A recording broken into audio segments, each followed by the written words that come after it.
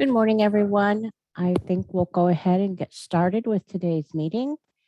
First, I'd like to welcome all of those who are new to the Ohio State University. I realize that we have several new staff members that may be joining us today. My name is Karen Carter, and I'm the Associate Director for Workforce Development and Education at the Center for Clinical and Translational Science. The Center for Clinical and Translational Science is a department funded by the National Institutes of Health, or in this instance, NCATS, to help promote research at various hubs throughout the United States. Today, we're going to be talking about leadership qualities of clinical research professionals. And with that, I'll get started.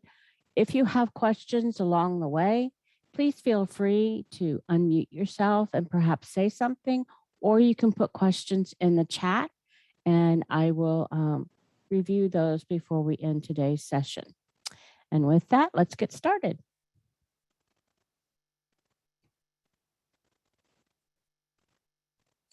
So today's objectives will be to discuss leadership qualities for human subject research. And I would like at the end of today's session for you to name at least 3 leadership qualities that you as a team would like to be pursuing.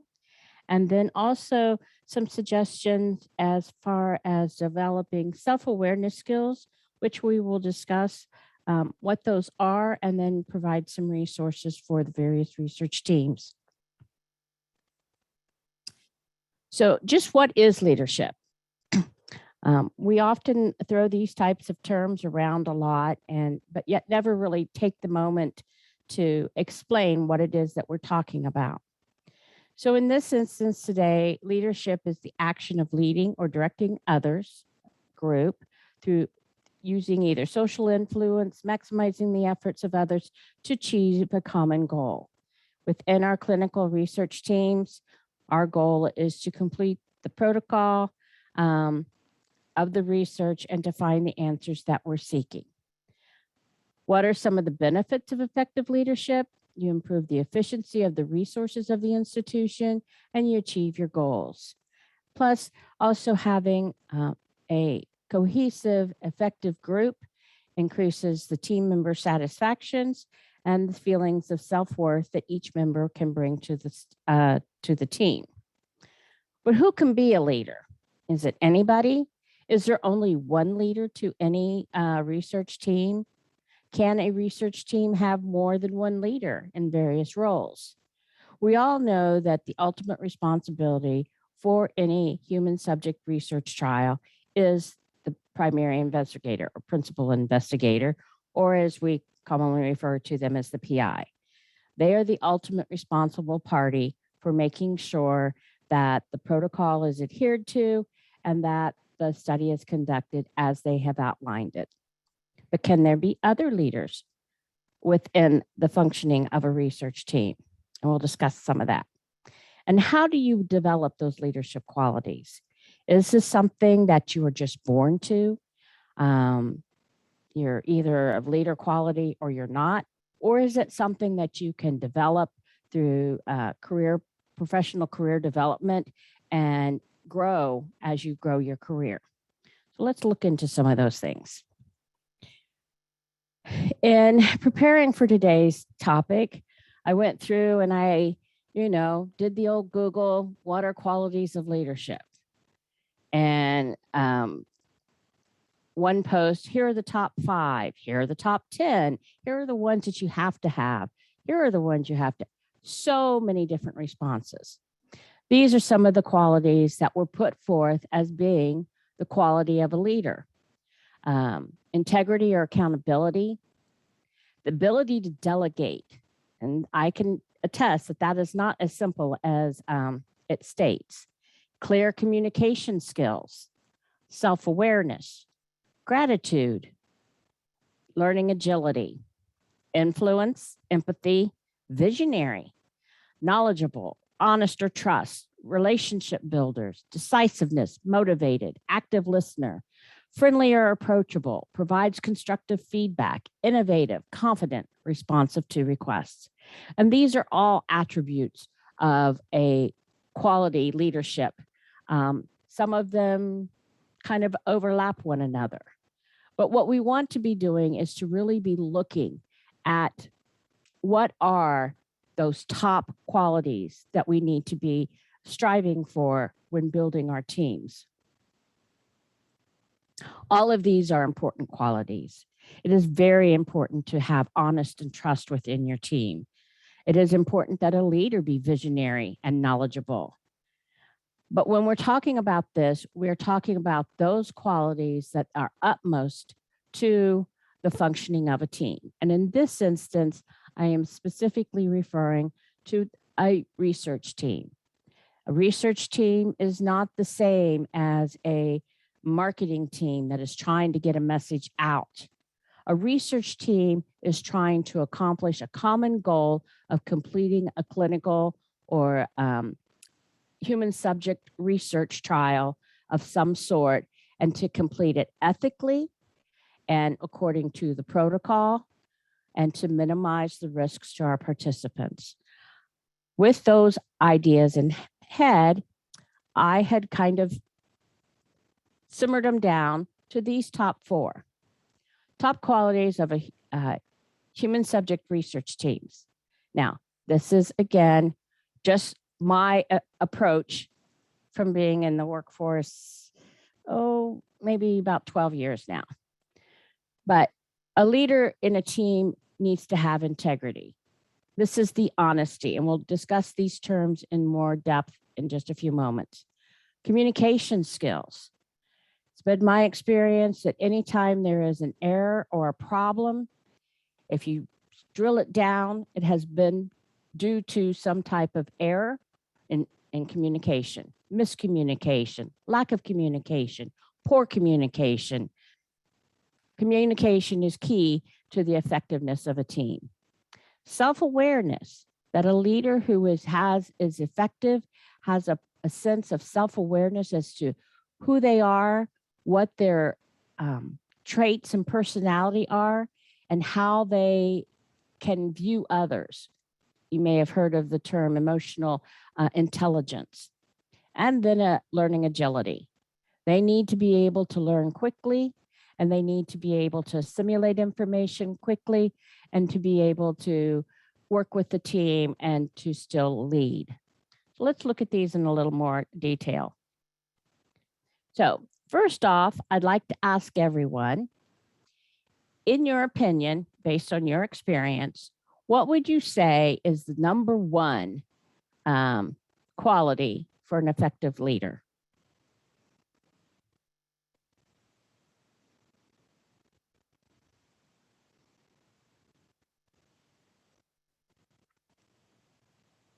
Okay, we're about halfway there now. So go ahead. Which one would you say is the utmost that they should have?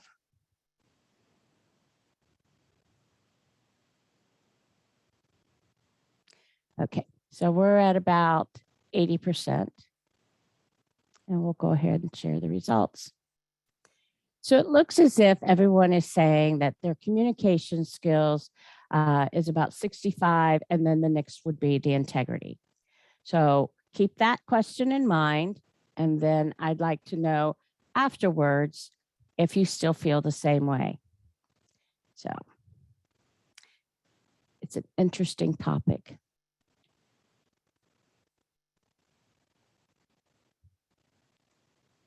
So let's go ahead and take the first one of integrity. Okay, integrity is the quality of being honest with strong moral principles, ethical in action, accountable for their actions. They build trust by setting a positive example. They admit to their own mistakes, and they are supportive of company policies or federal regulations. So integrity is all about doing what you say you're going to do. It also means that you are ethical in the conduction of your research. I think that this is very important in human subject research to have leaders with integrity. They're going to watch out for their subjects. They're going to abide by the rules and the regulations, and they're not going to cut corners.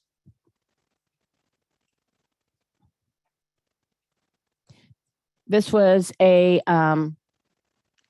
chart that I found that had some of those awesome traits that would be within integrity. And I think that C.S. Lewis probably says it the most. Integrity is doing the right thing, even when no one is watching, even when it would be easy to take that shortcut or to say, oh, I didn't get that. I'll just put that number in instead. And you often see this reflected in the many misconduct actions that are cited in the literature at all times. They don't adhere to the inclusion exclusion. Oh, this is okay. It's not clinically significant. And I'm talking about those errors that are done intentionally. Are there going to be unintentional errors, mistakes, poor judgment? Yes. But we're not talking about those things. We're talking about that intentional stepping outside the bounds. They're humble. They're not arrogant. They find joy in enriching the lives of those around them. I think as a leader, that is one of the things I enjoy the most, is being able to help those who are around me, to help those new coordinators or clinical research professionals build themselves up. And then, as someone used to say, I would say, like a mother hen, fly, babies, fly. And for them to do well just is so rewarding to me. They are their true selves. They do not live under a set of lies or masks. They're a true individual who walks the walk, and they support their words with their actions. They don't lie. And sometimes that's hard. Little white lies are sometimes supposed to be excused, but sometimes you have to be able to state the truth. And when we're talking to our families, sometimes the truth, it can be hurtful, but it still needs to be stated in the most gentle way that you can. They have patience. They give credit where credit is due. And this is very important. Yes, we are a team, and when we work as a team, it is for the good of the team. But when that individual recognition is needed and required, it needs to be put forth. If someone comes up with a really good idea, make sure that they get the benefit of being acknowledged for that. They don't argue rudely. And I think this is a key point there. Is it's not that they don't argue. They discuss, but they don't argue. Argue rudely is when you put others down. That was a stupid thought. You don't want to do things like that. You want to watch your words, your communication skills as to how you have those difficult conversations and how you deal with your conflicts. They stick to deadlines, schedules, and arranged setups. If they say they're going to do something, they do it. And if they are unable to for some reason, they let you know. They do what they say and say what they do. And I think this is so important, not just in human subject trials, but in anything that you do. Yes, things happen and they prevent you from doing something that you might have said that you were going to do, but you admit to it, you apologize for it, and you follow through. But the thing that you don't want is someone who puts a rule for everybody else, but then they are exempt from it. I think that is a person with no integrity. They give second chances. The word empathy comes to mind. Yes, we are all individuals and we are all human. We are going to make mistakes. I think that the key there is when a mistake is made, how is it handled? When there are mistakes made during the course of a human subject trial, it is not necessarily that mistake, but the two questions is, was the subject harmed? And if not, then you document and make those plans, a CAPA per se, on how you're going to keep that from happening in the future and how you handle that given mistake. They don't name call. I think this is something that is, and maybe it's not name calling, but it's, I think, what we're talking about in the current culture of being cognizant of the terms that you are using and the words that you are using when speaking to others, to make sure that you're culturally sensitive to everyone's needs. And they own up to their own mistakes. There again, I think to put forth the image that you do not make mistakes is false. It's a lie. Everyone is going to make mistakes. That is why we learn. And it is important that we learn from those mistakes. Integrity is who you are. And this is how you build your trust with your team. If you don't present to them your true self, how can they trust you as you move forward? The next, and we've already alluded to that while discussing integrity, is our communication skills. Statistics show that verbally, our messages are conveyed with only 35%. Nonverbal attributes to 65% of our message. Communication to me is so very important. This is how you convey your thoughts to others. True communication in my thinking is the message that is conveyed. It is not always necessarily the message that is released. It's what that message is that the other hears. As a mother and grandmother of 6, I understand that I can say something, but I also need to make sure that what I've said has been received. And I can tell you right now that when you're talking to a 2 and 3-year-old, what you say is not necessarily what they hear. And that's where sometimes you have to go back and ask them. That's active listening. What did you hear me say? Or sometimes making sure that you have their full attention. 2 and 3-year-olds, their attention is all over the place. When you're telling them something, make sure that you have their full attention and ask them to repeat it back to make sure that the message that you sent out was actively received. Asking open-ended or probing questions. If you're in the workplace and you're trying to communicate things, asking questions and ask a question that is more than a yes/no question. Did you understand what I said? Yes. But then a week later, when they are supposedly doing what you requested, you look at it and you go, didn't you understand what I said? Well, maybe not quite. So you want to make sure that you are really conveying the message that you want to convey, not necessarily your words. It might be in some of your nonverbal language. It could be through facial expressions or tone of voice. Tone of voice is very effective when dealing with young children. The tone that you use is letting them know how serious you are on something. How often do we as adults say something and say it in such a humorous voice that the other person realizes that we're joking? It's not something that a child always understands. And you have to remember that in the workforce, just because you think something is light and of no consequence, that person listening to you may take it seriously. And so what you think is a joke is not received as a joke. And I would have to say that our current culture, especially under the pandemic, has been really riddled with this lack of nonverbal communication. We go by emails, we go by Zoom, we use text messages that are even shorter with less of the information that is being conveyed there. And I would say that everyone resists having to pick up a phone and to actually call somebody, or when we were on campus, to walk down the hall and actually have a conversation instead of sending an email.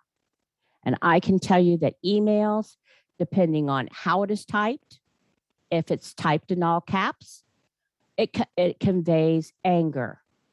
Does that person necessarily type in all caps because they're angry? I can tell you that my husband types in all caps because he can see it better.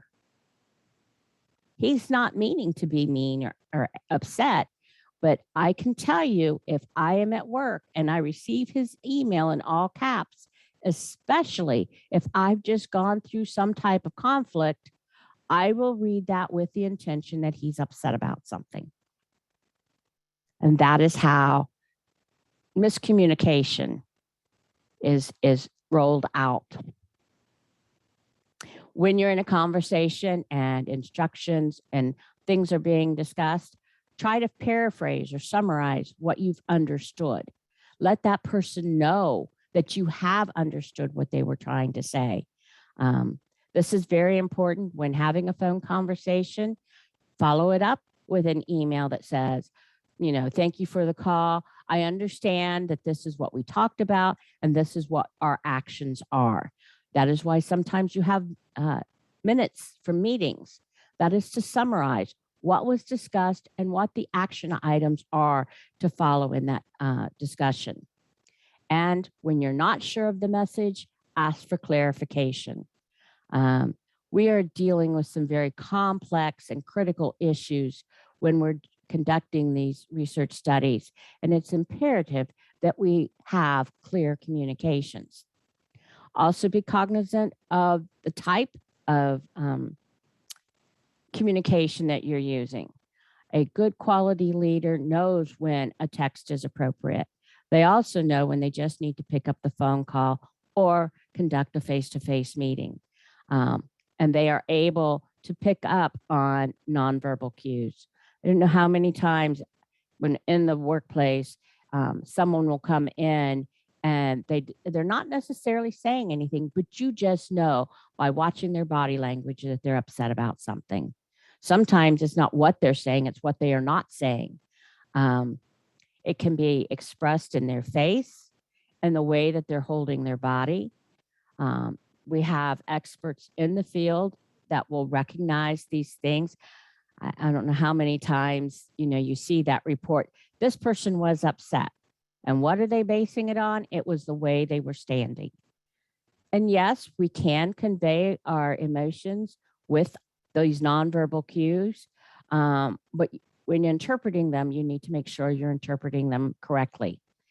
And as a speaker who is giving communication, you need to be aware of what your nonverbal cues are conveying.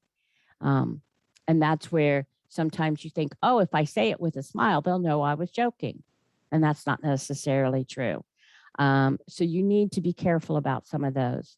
And then also, I know that this is something that I've used or learned from using Grammarly is what is the tone of my communication, especially my written communication? Is it confident? Am I being neutral? Do I need to be extremely direct? Is it formal or is it informal? I think that that's one of the things that dealing with a team is knowing when a message needs to be that formal and then those informal. I know that Zoom has created, has influenced us to be less formal in our interactions with one another. When we used to come into the workplace and have those face-to-face meetings, we were in professional dress and things like that. And now if you do a Zoom call and people are on camera, they're in their t-shirts, and I can say that I'm one of them. And they just act differently when they're in that informal dress. When they're in formal wear, they act more formal and more professional. So these are things to be aware of. Even the clothes you wear are a nonverbal cue.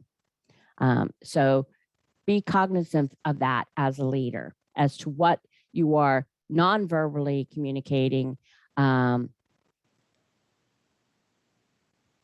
and things like that. And a participant just said it's important to know that not everybody has that emotional intelligence. Not everybody is able to pick up on those cues. And as a leader, you need to make sure that you're stating it. Sometimes you can't rely on the fact that they're going to be able to read your nonverbal cues, and it needs to be in writing. And so that's where following up with summaries and things like that. Make sure that the message that you were sending out is being received in the way that you want it to. And this is probably a big one when it comes to active listening. And I strongly believe in a lot of the information that Stephen Covey puts out. Most people do not listen with the intent to understand. They listen with the intent to reply. I think everyone can think of an instance or an individual that anytime you go to talk with them, they're already on to how they're going to reply to you before they even hear your message. If they feel guilty about something and you come in to talk to them, they may be defending themselves before you even know that something went wrong. They're already ahead of the message that you're trying to give them. Active listening means being in the moment. Don't look ahead. Don't look as to what happened, but you want to be in the moment and listen to what that individual has to say and try to receive the message that they are trying to submit. Sometimes as a leader, you're dealing with those that do not have good communication skills. And you may have to ask probing questions to truly understand what they are trying to say. I realize that when we are working on human subject research, that we are dealing with a population that may not be health literate. They may not understand all of these terms and things, and heavens forbid we start using our acronyms. But we need to be clear in what we are trying to convey to them. Dwindle it down, not stupid it down, but dwindle it down to the key information. Don't be overwhelming when they have no clue as to the world that you live in. How many times I've gone to speak to my husband and I start going off on something within the clinical research arena, and he just looks at me and smiles and nods like, uh-huh. Luckily, he's learned an awful lot about clinical research by now, and so he can kind of follow half the time. So there is also the education of others. So a big one that you hear a lot of right now is self-awareness. And why is it so important to be focused on yourself? That's egotistical. Why would I need to know these things about myself? Well, self-awareness is knowing what your strengths are.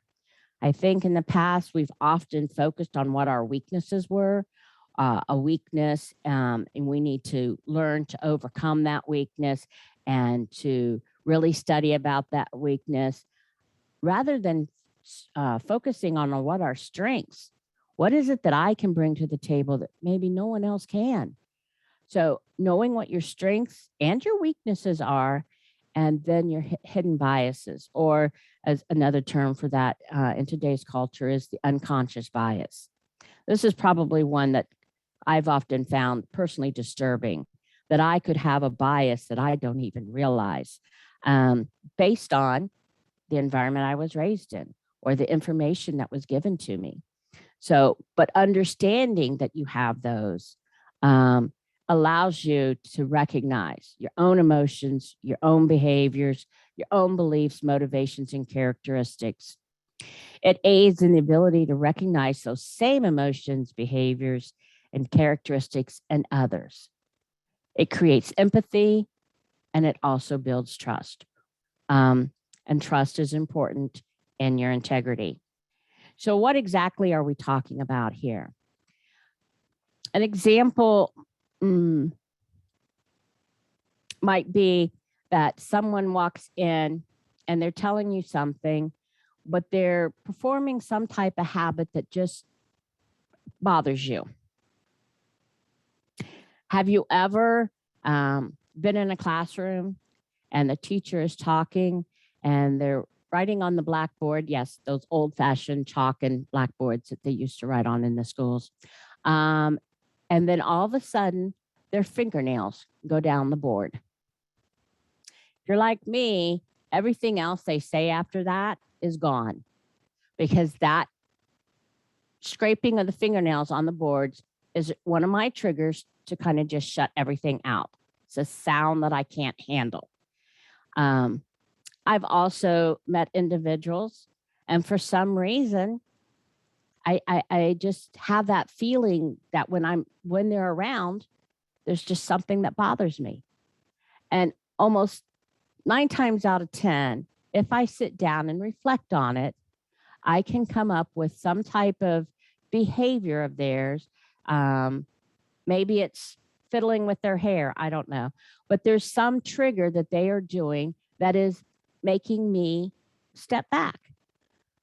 And it's hard to describe because, again, some of these are hidden. I'm not aware of them. But these are those things that all of a sudden certain individuals just trigger something in us that make us step back, or we are not as friendly as we would be with others. And these are things that we need to know. Throughout my career, when we have had some of these self-awareness personality tests and things like that, I have come to learn that I am a processor. And this is a way of thinking that when you have some individuals that when you give them a question, they can come up and give you an answer right away. Let's do this. And they don't. I'm the analytical processor type that when given new information and a decision needs made, I tend to want to sit and reflect on it and think about all of the possibilities before I will act. There is nothing wrong with either individual, but different traits are better in situations. If you're in an emergency room, quick acting and quick decision making based on very little knowledge is what you need. You're not given time to collect all the information. However, if you're sitting in a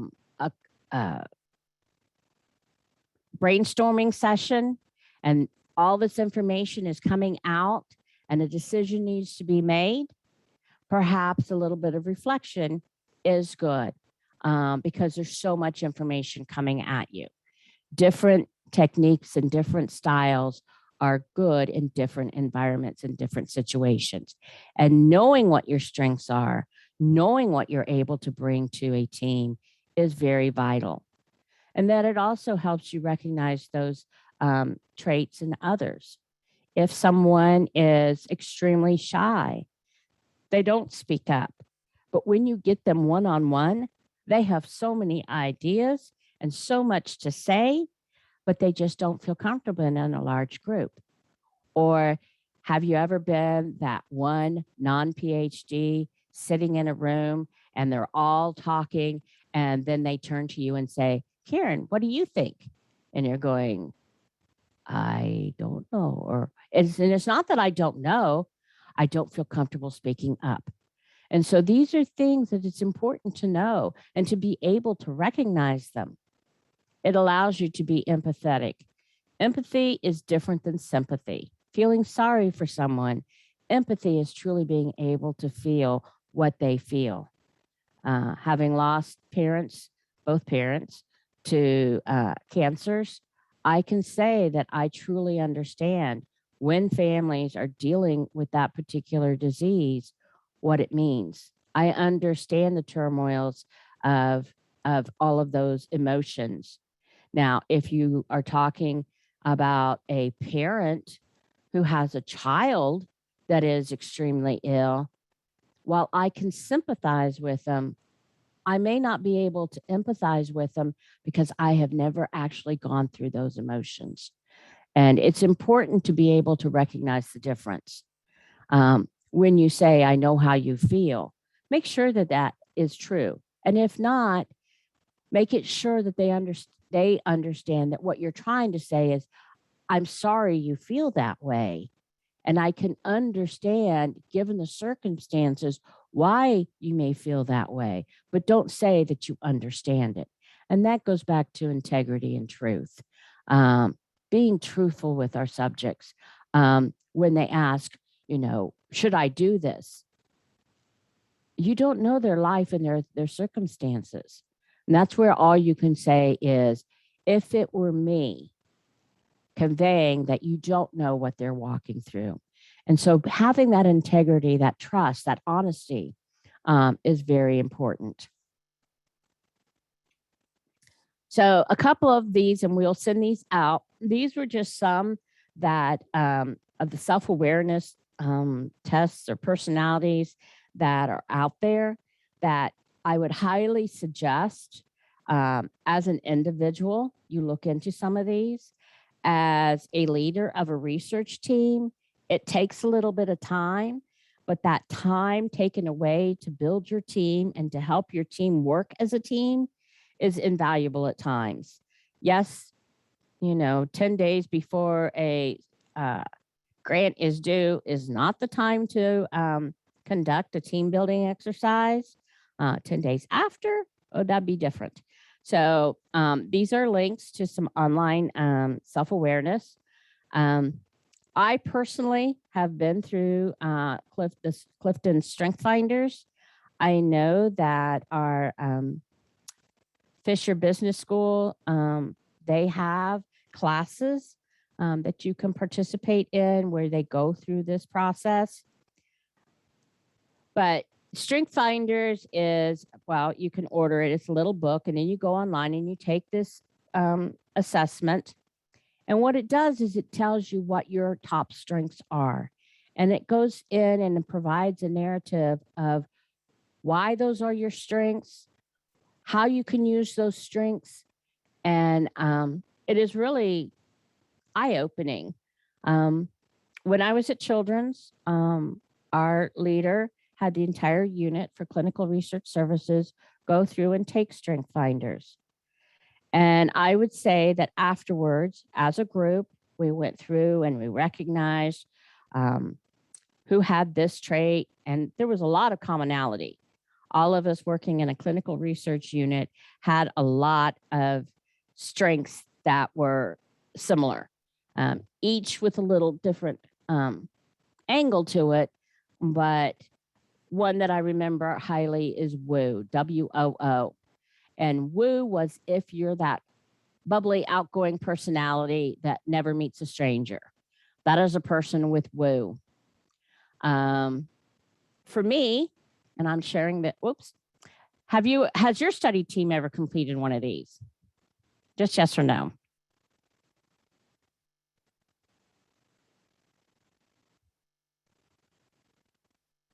Okay, interesting.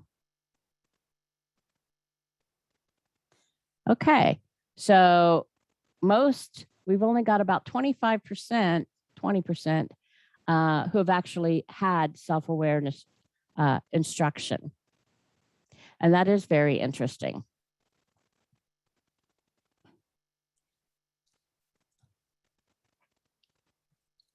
So this was actually mine from Strength Finders. My top 5 themes, individualization, a learner, a relator, an intellection, and developer, and what those things meant. But some of these are the comments that were provided to me through the website. And you see trainer, helping others, a guide or a coach. And it was fascinating that all of those undertaking the Strength Finders training in our unit at Children's had something to do with helping others, working within in a research arena. All of it pointed that our strengths would have led us to working within this type of environment. It helped us feel closer to one another, that we were where we needed to be. And it also helped us then understand those that might have different ways of doing things, that what was really important to them. It helped us understand those who were processors and those who acted immediately. It helped in our communication styles, that when walking in on certain individuals, you needed to be able to give them a quick, easy synopsis of what you needed. They did not need for you to go and meander all over the room before you actually landed and gave them the information that you needed to. So it helped in our communications. Because our team was growing, we kept getting new individuals. Every time that an individual would come in, they would go through the strength finders. That information would be shared on a secured website on our server. And before I would meet with individuals, I would go through and I would look at their themes, and I would have some understanding of the type of individual and the way that they communicated prior to sitting down with them. And I found that very valuable for building teams, because it helped me to understand that individual that we were bringing into our team. And I can tell you from experience, all it takes is one team member that does not work with the rest of the team to totally disrupt the entire team. That one individual that as soon as they show up, you go, okay, here's problems. And you just feel yourself pulling back rather than taking that individual aside and talking to them. Do they even realize that they do that when they walk into a room? Sometimes they do. And I realize that. And that is a conflict that has to be resolved. But that is honestly a different lesson. And then the last one, learning agility. Needs to understand the goals of the team, requires some basic understanding of science or the science that you're working under, seeks out and learns from unfamiliar experiences, takes time to reflect on experiences, unafraid of challenges or conflicts, and the ability to learn from our mistakes. Two of the quotes, obviously Stephen Covey's still here. The proactive approach to a mistake is to acknowledge it instantly, correct it, and learn from it. And this is something that as a group, when I was deeply in the clinical arena, was when a mistake was made, there was a huddle, it was acknowledged. This was the mistake. What did we, what was the potential? How did we correct it? And then as a group, what are we going to do to make sure that this type of mistake doesn't happen in the future? First couple of times we had that, whoever was standing there talking about their mistake, it was difficult on them, because heavens knows that none of us want to make a mistake. We're all highly driven not to, but it's going to happen. And after that, it made it easier for those following, and it made it easier for the junior staff to be able to seek out help rather than trying to kind of hide it or not acknowledge it. It made everybody more open and trustworthy and honest. And the ability to learn is the most important quality a leader can have. And I think that it's not so much the ability, but it's also the willingness. It is that willing individual who is saying, I may not know everything. Perhaps you need to let me know or share with me. And they quickly assimilate it into their body of knowledge. And it also means taking on challenges. It's heading out in that world where you don't know what the answer is, but being willing to do it. I know we're running short on time, but one of those things when I was young and my father was in the Air Force, and so we traveled. And I remember we landed, we were coming home from overseas, and we landed in Hawaii. It was beautiful, but we had to change planes. And so we go through, and we're originally from a military base. We go through, and they say, go out those doors, and you go down to gate such and such. Well, first off, one, you're not having all those checkpoints that you have on a military base. And so all of these individuals from this plane A that were going to plane B, we all walk out through the doors, and there's nothing there, and there's no military individual pointing us where we need to go and things like that, what line to get in next. And And so we all kind of look around. And then one individual in the front decided, I think it's this way. And they started walking off in that direction, and everybody followed. Luckily, we went in the right direction and got on our plane. But it is that willingness to step forward and move based on the information you are provided. That learning agility, that ability to look at your experiences and quickly assimilate them into what you know, and to seek out new knowledge. I guess when I say that word, seek out new knowledge, that is actually something from Star Trek way back when, of being willing to seek it out. And so those are important.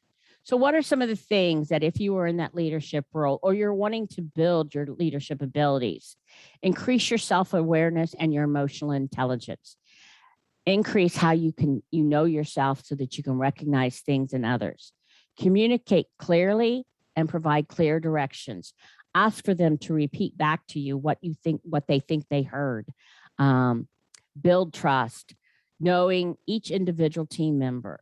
Take time to kind of know something about them, to understand what is important in their life, and what makes them tick, so to speak. And also be able to recognize your own emotional triggers. Certain situations or certain types of individuals may have that on you. Understand what your unconscious and your hidden biases are. Resolve conflict quickly. Don't let it simmer. If there is a conflict, meet it head on. I don't mean by combating it, but if there is a conflict, take that individual aside and just basically recognize that there seems to be a conflict. There seems to be a conflict between you and person B. Can you tell me more about it? That's not accusatory. That's asking for an opinion. What seems to be going on? And a lot of times conflict can be very helpful. It is in conflict, not knowing the right answer, that we do research all the time. So conflict can be helpful when properly resolved. Demonstrate integrity. Actions speak louder than words. And I can't say that enough. If you're asking someone to do something, make sure that it's something that if you had the opportunity or the time to do it, that you could do it yourself, not just because you see that as something beneath you. And exercise accountability. Own up to what you do. Be accountable. If you say that you're going to do something, do it. And if something blocks you from doing it, explain it. Don't excuse it, but explain it. Because things happen in life. Heaven knows we never expected a pandemic and all of the consequences from it. And then this last one, without trust, again, Stephen Covey. We do not truly collaborate, we merely coordinate, or at best cooperate. It is trust that transforms a group of people into a team. And that is what we're talking about here. We are talking about creating research teams, groups that work alongside one another, that communicate, are honest with one another, and that seek to achieve a given goal. I was going to talk a little bit about dysfunctional teams, but we're running out of time. Clearly, you can look down through these, and these are the 5 dysfunctions of a team, and you can see that they are the exact opposite of the other qualities that we talked about. Inability to trust. There's fear in the environment. There's lack of commitment and communication, avoidance of accountability, and inattention to results. That means that they're not paying attention. They're not communicating. 2 books that I've read that were very good if you feel that there's a dysfunction within the team and how to resolve it. The 5 Dysfunctions of a Team by Patrick Leonosi, and then Why Hospitals Should Fly. Seems a little odd, but it basically talks about a team that looked at how the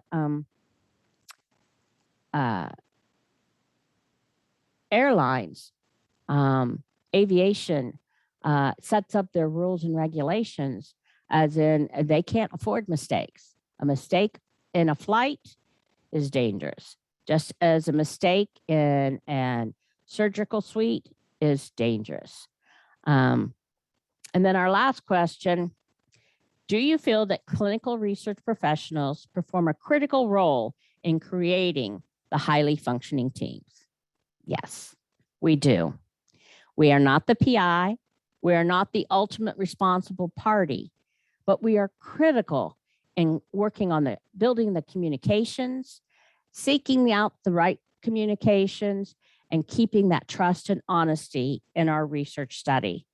And I think that as individuals, you need to be looking at that as you move forward in building your teams, and seeking out how to be those leaders. And then the last one from leadership is communicating to people their worth and potential, so clearly they come to see it in themselves. And this is, for me, what a team leader is. A team leader is leading a group of people to be the best that they can be. And that is a true effective leader, one that is going to make their team members want to do their best, to come to work and do more than just put in a paycheck, but to communicate and enjoy. There is nothing wrong with adding a little fun and humor into a research team. At one time, I was known for, on very difficult clinical days, when by the end of the week, we were all so worn out from trying to get everything done, that I would actually take bubbles and blow them over the cubicle walls. And my supervisor at that time said that he was able to understand the stress of the team based on the amount of giggling that occurred on a Friday. And that was his way of knowing if there was a lot of laughter on Friday afternoon, we were doing our utmost to lighten the mood, so that we weren't so stressed. And it is important to find those stress relievers for your team, whatever it may be. I would highly suggest not going with the candies, because any number of reasons why we shouldn't revert to sugars. But there are other things. Post pictures, everybody bring in a picture from their graduation or whatever it is, but build those teams, make everyone feel close together and work cohesively. And those are the qualities of good leader. With that, I think that's last. I thank you for attending today. Does anybody have any specific questions?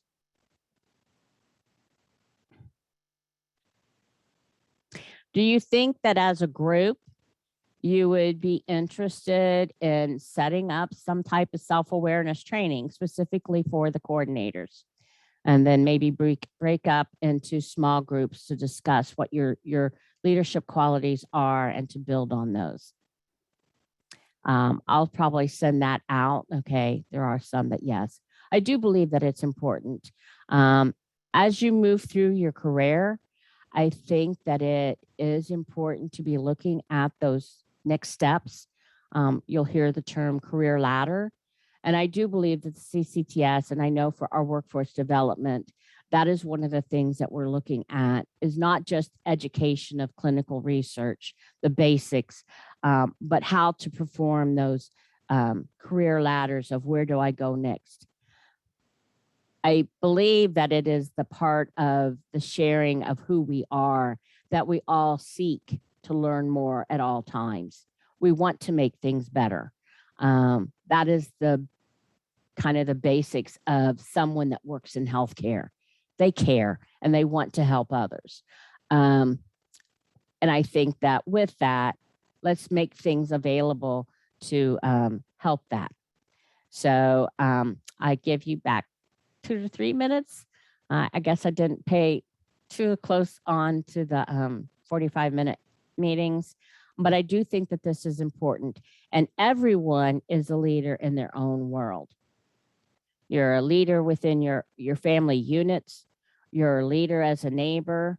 You're always setting the examples, because I can guarantee you that someone is always watching, and make sure that you always work with integrity. So thank you for attending today. Feel free to send me questions. If you are watching and looking to see if you meet JTF competencies, these were the ones that we discussed today. You can tick those off. And again, if you're planning on taking the SOCR certification on September the 29th, that's going to be held at OSU, and haven't let me know yet, please let me know, even if you haven't gone through the actual application process, as I'm keeping account as to how many we are going to have. So if for some reason you haven't communicated that to me, if you can please do so by the end of the week, I would highly appreciate it. And thank you.